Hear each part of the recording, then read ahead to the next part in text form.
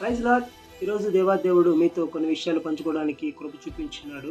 నా హృదయంలో ఉంచినటువంటి మాటలు మీ ముందుకు తీసుకొస్తూ ఉన్నాను.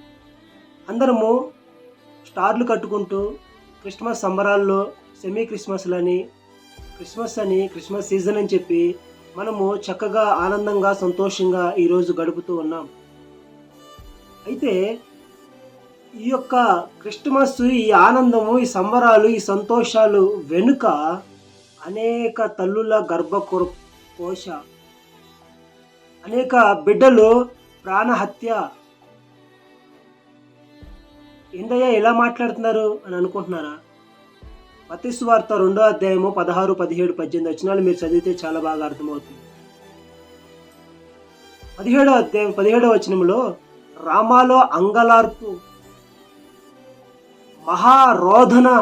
ఎందుకయ్యా అంటే యెరూషలేమునకు జ్ఞానులు వచ్చినప్పుడు యూదుల రాజుగా పుట్టినవాడు ఎక్కడా అని అడిగినప్పుడు హెరోదు రాజు క్రూరుడై మాట్లాడుతున్న మాట, చేస్తున్నటువంటి శబ్దము, వారు దేవుని యొక్క తండ్రిని, దేవాదేవుణ్ణి దర్శించుకొని బంగారమును, సాంబ్రాన్ని, బోలమును అర్పించి తిరిగి వెళ్ళిన తర్వాత హెరోదు రాజు ఆ నక్షత్రం ఎక్కడ పుట్టింది, ఎప్పుడు వచ్చింది, ఆ యొక్క టాలీ చేసి 2 సంవత్సరాల లోపు పిల్లలందరినీ, ఒక పిల్లలందరినీ వధించమని ఒక ఆర్డర్ ఇచ్చి ఉన్నాడు.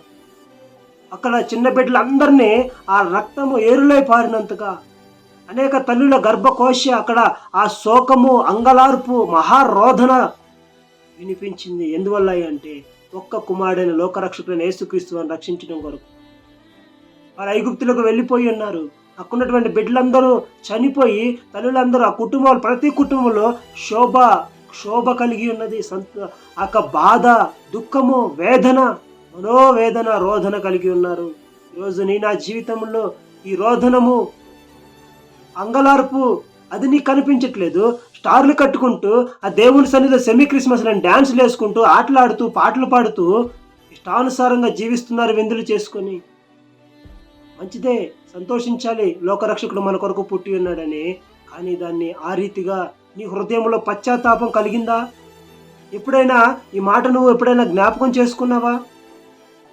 దేవుడైతే ఆయన మన కొరకు వచ్చి ఉన్నాడని మనం సంతోషిస్తున్నాం, కానీ వచ్చినందుకు ఆయన సంతోషించడానికి నీ జీవితంలో నువ్వేమైనా చేసేవా? నీ హృదయాన్ని ఆయనకు అర్పించావా? నువ్వు మారు మనసు రక్షణ పొందుకున్నావా?